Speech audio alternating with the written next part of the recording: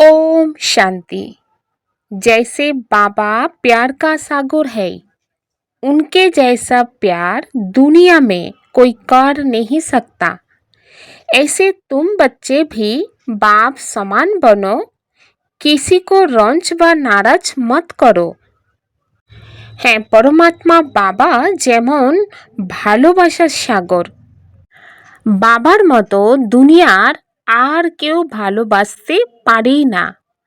তো বাচ্চারা, তোমরা বাবার সমতুল্য হও, কাউকে অখুশি করো না বা नाराज करो ना। किस प्रकार के ख्यालत बा विचार चलते रहे तो खुशी का पारा चढ़ा रहेगा। হ্যাঁ, বাবা বলেন কোন প্রকারের বা কিরকম বিচার চলতে থাকলে খুশির মাত্রা ঊর্ধ্বগামী থাকবে, অর্থাৎ খুশি বাড়তে থাকবে। अभी हम ज्ञान रत्नों से अपनी झोली भर रहे हैं, फिर ये खानियाँ आदि सब भरपूर हो जाएगी। वहाँ अर्थात सत्य युग में हम सोने के महल बनाएंगे। हमारा ये ब्राह्मण कुल उत्तम कुल है। हम सच्ची सच्ची सत्य नारायण की कथा, अमर कथा सुनते और सुनाते हैं। ऐसे ऐसे ख्यालात चलते रहे तो खुशी का पारा चढ़ा रहेगा। বাবা বলেন তোমরা এটাই ভাবো যে আমরা এখন জ্ঞান রত্নের দ্বারাই নিজেদের ঝুলি পরিপূর্ণ করছি এবং তারপর সেই সমস্ত খনিগুলি পরিপূর্ণ হবে। সত্যযুগে আমরা স্বর্ণমহল বানাবো। আমাদের এই ব্রাহ্মণ কুল উত্তম কুল। আমরা প্রকৃতপক্ষে সত্য নারায়ণের কথা, অমর কথা শুনি এবং শোনাই। এমনই সব বিচার চলতে থাকলে খুশির মাত্রা বৃদ্ধি পাবে। তাহলে আমরা যারা বাচ্চা, আমাদের বুদ্ধিতে এটা সর্বদাই রাখতে হবে কোন প্রকারের আমরা চিন্তা করব, যে চিন্তার আধারে আমাদের খুশি বাড়বে, কমবে না, বাড়বে। হ্যাঁ, বাচ্চারা তো বাবার স্মরণে বসেছে, তো বাবার স্মরণে বসলে কি লাভ হয়? কারণ বাবার স্মরণে বসলে এখানে শ্রীমত অর্থাৎ শ্রেষ্ঠ থেকেও শ্রেষ্ঠ মত পাওয়া যায়। স্মরণের যাত্রা অতি মধুর হয় এবং বাচ্চারা নাম্বার অনুসারে, পুরুষার্থ অনুসারে জানে যত বাবাকে স্মরণ করব ততই বাবাকে মিষ্টি লাগবে।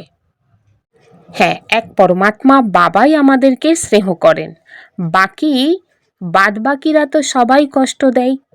দুনিয়াতে সবাই একে অপরকে প্রত্যাখ্যান করে, আর আমাদের মিঠা বাবা আমাদেরকে কত স্নেহ করেন। হ্যাঁ, এই পরমাত্মা বাবাকে আমরা বাচ্চারাই জেনেছি। বাবা বলেন আমি যে হই, যেমনই হই, আমি মহান। আমাকে তোমরা বলো যে আমাদের বাবা কত বড়, কিন্তু আমরা জানি বাবা হচ্ছেন রূপে বিন্দু কিন্তু গুণে সিন্ধু। এই কথাটাও বাচ্চারা মুহূর্তে মুহূর্তে ভুলে যায়। বলে ভক্তি মার্গে তো বড় বড় চিত্রকে পূজা করতাম, এখন বিন্দুকে কিভাবে স্মরণ করব? কিন্তু বাবা বলেন তোমরা বিন্দু, তো বিন্দুকেই তো স্মরণ করবে, তাই না? আত্মা তো জানে আমি বিন্দু, আমাদের বাবাও বিন্দু।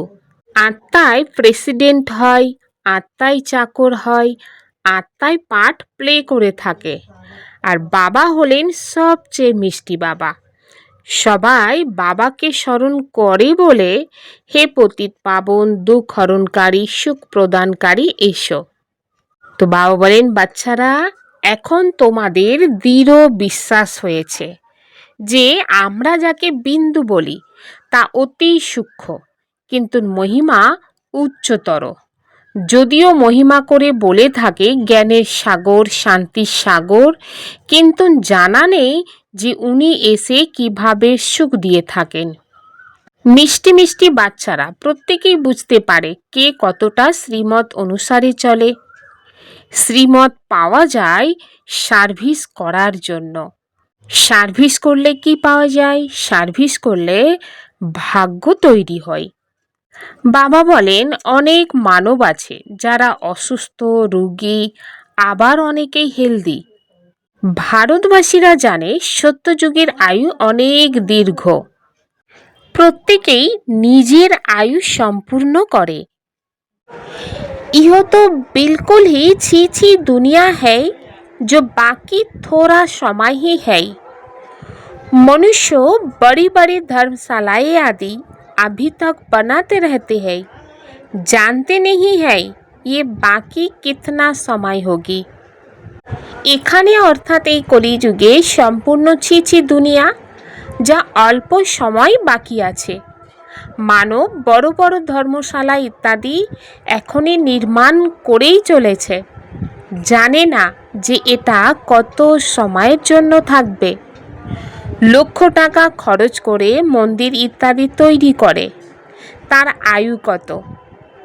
তোমরা জানো এটা তো ভাঙবেই ভাঙবে। আর বাবা তোমাদের বাড়ি তৈরি করার জন্য কখনো বারণ করে না। তোমরা বাচ্চারা জানো বাড়ির একটা রুমে হসপিটাল বা ইউনিভার্সিটি বানাবো বিনা খরচে। 21 জন্মের জন্য হেলথ ওয়েলথ সুখ প্রাপ্ত করতেই হবে এই ঈশ্বরীয় নলেজের মাধ্যমে বা জ্ঞানের দ্বারাই। তোমাদের বোঝানো হয়েছে তোমরা অধিক সুখ প্রাপ্ত করে থাকো, কিন্তু যখন তমপ্রধান হয়ে যাও তখন দুঃখ পেয়ে থাকো। যেমন যেমন তমপ্রধান হবে ততই দুনিয়াতে দুঃখ অশান্তি বৃদ্ধি পাবে, মানব অধিক পরিমাণে দুঃখী হবে, তারপরে হবে জয় জয়কার।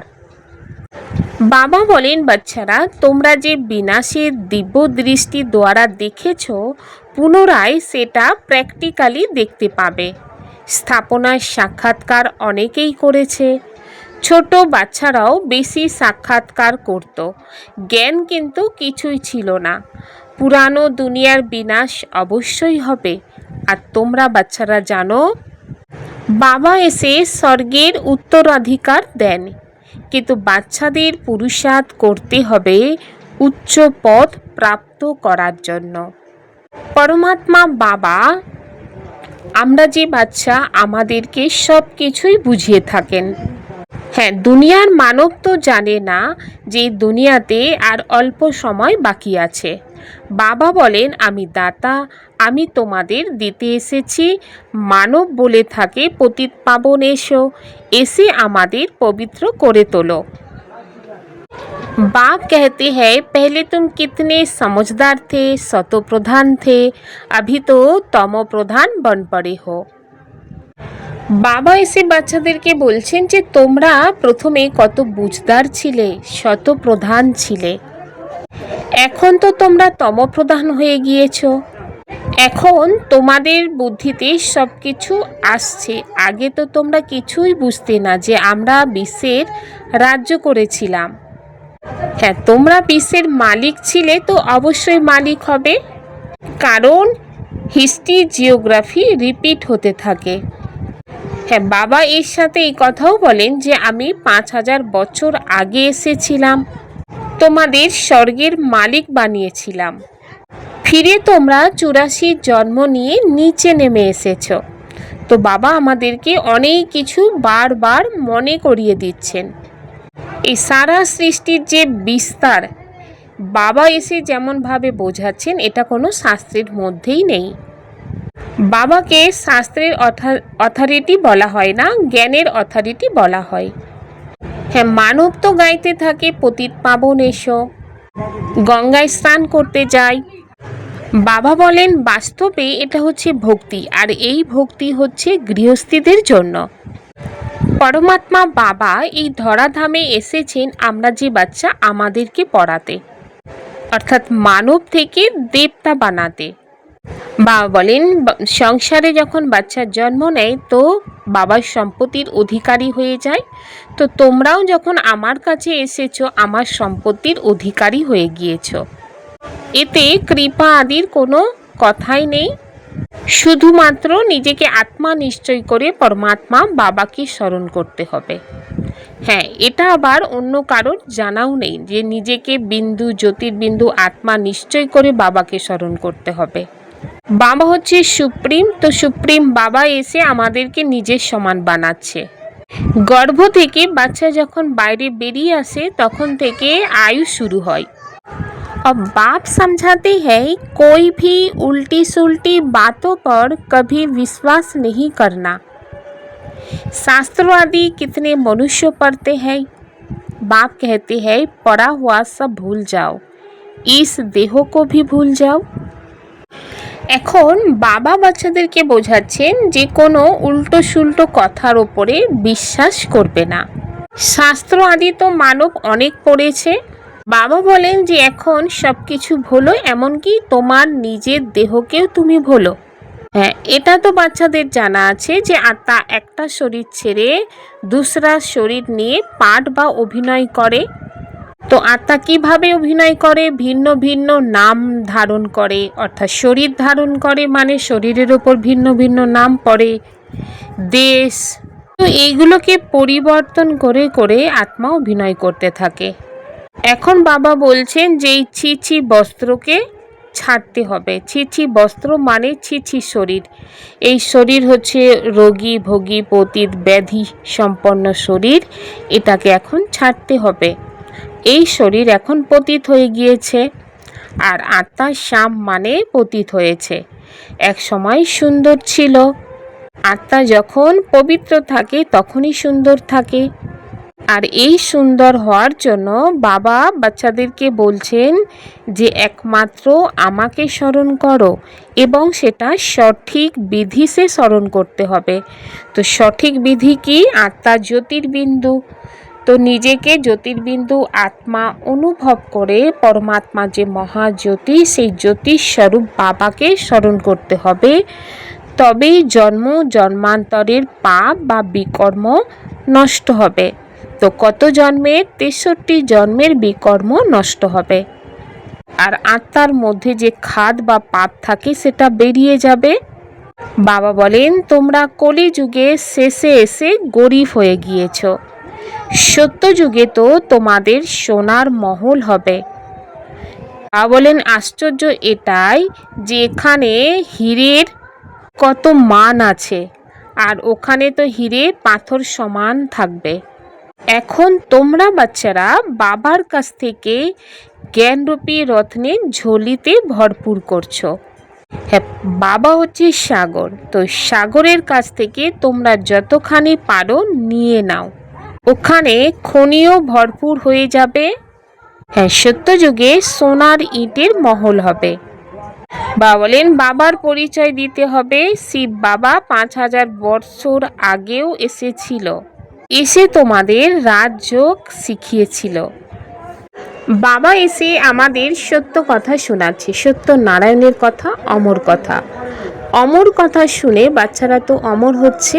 এটা হচ্ছে মৃত্যুলোক, আর এই মৃত্যুলোক এখন খতম হবে। হ্যাঁ, শিব বাবা বলেন যে আমি এসেছি তোমাদেরকে নিয়ে যেতে। কত আত্মা হবে? অনেক আত্মা হবে। প্রত্যেক আত্মাকে ঘরে ফিরিয়ে নিয়ে যেতে হবে। হ্যাঁ, ঘরে যাওয়ার সময় তো কোনো শব্দই হবে না। যেমন মৌমাছির ঝাঁক যখন উড়ে যায় তখন কত আওয়াজ হয়। রানীর পিছনে সমস্ত মৌমাছি উড়ে যায়। ওদের নিজেদের মধ্যে কত একতা, গুঞ্জনযুক্ত মতের দৃষ্টান্তও আছে। তো তোমরা মানবকে দেব দেবীর পরিণত করছো। পতিতদেরকে তোমরা জ্ঞানের ভূভূর মাধ্যমে পবিত্র করে বিশ্বের মালিক করে তুলছ। তোমাদের হলো পবিত্রী মার্গ। এখানে অধিকাংশ মাতারা আছে, সেই জন্য বন্দির মাতারম বলা হয়।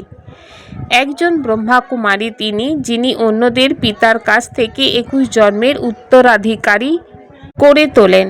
বাবা সব সময় সুখের উত্তরাধিকারী দিতে থাকেন।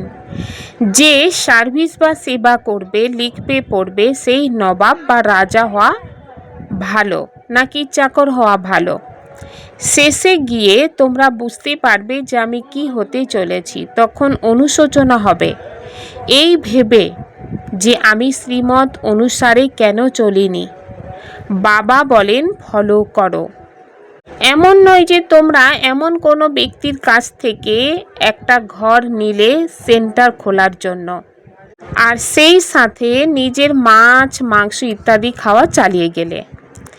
এই ক্ষেত্রে একজন হবে দানশীল আত্মা, অপরজন হবে পাপ আত্মা। সুতরাং সেই জায়গা কখনো আশ্রমের পরিণত হতে পারে না। যদি নিজের ঘরে স্বর্গ তৈরি করতে চাও, তবে নিজেকে স্বর্গে থাকতে হবে না। শুধু আশীর্বাদের উপর নির্ভর করবে না, বাবাকে স্মরণ করো, উনি পবিত্র করে সঙ্গে নিয়ে যাবেন। তোমাদের কত খুশি হওয়া উচিত, কত বড় লটারি পেয়েছ। বাবা বাচ্চাদের কত বড় চান্স দিয়েছে নিজের ভাগ্য বানানোর জন্য। যত বাবাকে স্মরণ করবে ততই বিকর্ম বিনাশ হবে। বাবার মতো ভালোবাসা দুনিয়াতে কেউ দিতে পারে না, তাকে বলাই হয় প্রেমের সাগর। তোমরাও এমন হও। যদি কাউকে দুঃখ দিয়েছ, হতাশ করেছ, তবে হতাশা নিয়ে মরবে। বাবা কোনো অভিশাপ দেন না, বোঝান। সুখ দিলে সুখী হবে, সবাইকে ভালোবাসো, বাবাও প্রেমের সাগর। किसी भी उल्टी सुल्टी बात पर विश्वास नहीं करना है। जो भी उल्टा सुल्टा पड़ा है उसे भूल अशरीरी बनने का অভ্যাস करना है। বাবা বলেন, কোনো উল্টো পাল্টা কথায় বিশ্বাস করা উচিত নয়। যা কিছু উল্টো পড়েছ তাকে ভুলে অশরীরী হওয়ার অভ্যাস করতে হবে। सिर्फ आशीर्वाद पर नहीं चलना है, स्वयं को पवित्र बनाना है, बाप को हर कदम में फॉलो करना है, किसी को भी दुख नहीं देना है, नाराज नहीं करना है। বাবা বলেন, শুধুমাত্র আশীর্বাদের ওপর নির্ভর করে চলা উচিত নয়, নিজেকে পবিত্র করে তুলতেই হবে। বাবার প্রতিটি পদক্ষেপ অনুসরণ করতে হবে। কাউকে দুঃখ দেওয়া উচিত নয়, হতাশা গ্রস্ত করে তোলা উচিত নয়। सच्ची लगन के आधार पर और संग तोर एक संग जोड़ने वाले সম্পূর্ণ वफादार भव। সত্যতার একাগ্রতার আধারে অন্য সব সঙ্গ ত্যাগ করে একের সঙ্গে জুড়ে সম্পূর্ণ বিশ্বাসী ভও। সম্পূর্ণ বিশ্বাসী তাকেই বলা হয় যার সংকল্প বা স্বপ্নেও বাবা ছাড়া আর বাবার কর্তব্য এবং মহিমা, বাবার জ্ঞান ছাড়া আর কিছুই যেন দেখা না যায়। এক বাবা, দ্বিতীয় আর কেউ নয়। বুদ্ধির একাগ্রতা যেন এক বাবার সঙ্গেই থাকে, তাহলে অনেক সঙ্গে রং লাগতেই পারবে না। তাই প্রথম প্রতিজ্ঞা হলো অন্য সং ত্যাগ করে একসঙ্গে জুড়ে থাকো। এই প্রতিজ্ঞা পালন করা অর্থাৎ সম্পূর্ণ বিশ্বাসী হওয়া। सत्यता की स्थिति परिस्थितियों में भी संपूर्ण बना देगी। বাবা বলেন, সত্যতার স্থিতি পরিস্থিতিতেও তোমাকে সম্পূর্ণ বানিয়ে দেবে। সদা অবিচল অটল একরস স্থিতির অনুভব করতে হবে। আমরা উচ্চ থেকে উচ্চ বাবার সন্তান। এই স্মরণে থাকলে একরস অবস্থা থাকবে। যখন একের সঙ্গে সম্বন্ধ থাকে তখন অবস্থাও একরস থাকে। যদি অন্য কোথাও সম্বন্ধ হয়ে যায় তাহলে একরস অবস্থা থাকবে না। তাই একরস অবস্থা তৈরি করার জন্য এক ছাড়া অন্য কিছু দেখেও দেখো না। বাবা বলেন, যে বাচ্চা নিজের গলতি বা ভুল থেকেও কিছু শেখে না, সেই বাচ্চা সারা জীবন তো পশ্চাতাপ করতেই থাকে।